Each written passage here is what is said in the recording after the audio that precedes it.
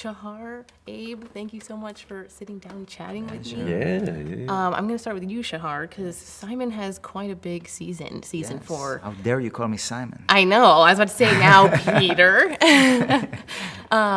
Tell me about that change. You know, that now he's the Rock. Yeah. He's leader. How has that changed, and how does it carry on into season 5? Yeah, the change was a very gradual and natural because we had the time to create it. It's really nice in this medium that you have the seasons to kind of mature naturally as the character, and everything is, you know, the way the writing is, everything is very, very slow. And then every once in a while you go, it's like that game, you know, you go 3 steps forward and 4 steps back, and that's how it is. That's how we are in life, right? We mature in a way, there's stuff that we figure out, and then and then our kind of nature sometimes sucks us back down to whatever it is, and that's fine, you know, letting the emotions come out and all that kind of stuff. So I think that's the thing. First of all, I didn't need to do much. It's all in the writing, and it really took care of itself. And so by the time we arrived, it's pretty clear. Like, we are there, and we want to be in that role. We want to put others ahead of us. We don't want to necessarily be constantly focusing on our own issues and our problems. We want to allow ourselves to, okay, let me take care of the group a little bit. Let me be there for them a little bit. And it's funny because this season where it's gotten to a point of, like, last season it was, okay, now I take the mantle and I take this leadership role, but I'm still not certain. And with this season, it's interesting. The person that gave me the mantle is now unraveling, you know? So suddenly I find myself a little shocked about, I may need to take care of things here. I may not be able to trust 100% of what's going on because I don't know the end. I'm still with it. So I don't know what's happening. I'm feeling like the ground is shaking. And I feel like whoever needs to guide us right now is shaking the ground rather than lead us. So at this point, you're catching me in confusion and the realization that I may have to step up. I may have to take charge because, you know, who knows? I don't know the end of this story. Who knows? Maybe this is time for me to take control of things and keep the group, you know, watch over the group, keep the mission, you know.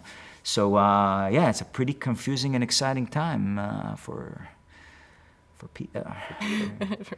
And Abe, Yeah. you also, Big James also tries to kind of get a leadership role, but that didn't work out as well as it did for Peter. That went down like a lead balloon, huh? Yeah. Haters will be hated. Don't start this, man. You know, we start off on a good note. Now he's gonna get me riled up. No, you know, I think obviously, you know, I love it though because it just proves exactly what he said, that you can have this trajectory of growth and then you just go right back and you make the same errors and I think that's a testament to the writing, to be able to take us out of this perfect model of what we think about these characters and how they must keep growing in one direction, but then they go back and they make this very basic error that they've already done this before. They've already asked to be in charge. They've already said he likes us more, and then, you know, only to be surprised yet again. So I think that after the asking to be at his right and left went down, not in a good way, I think you're seeing a more careful trajectory of James.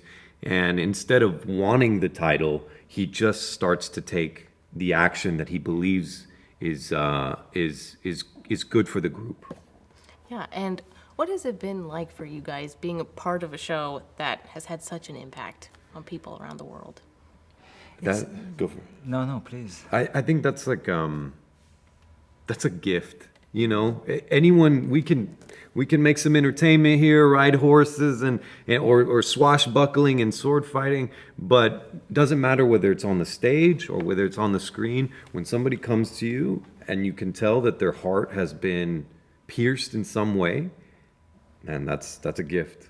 Yeah. Yeah, it's a hard thing to grasp, this idea, you know, the way we live today, this internationality of things, the way things can be so big around the world. It's a very hard thing. It's not really tangible. It's this thing in the ether, right?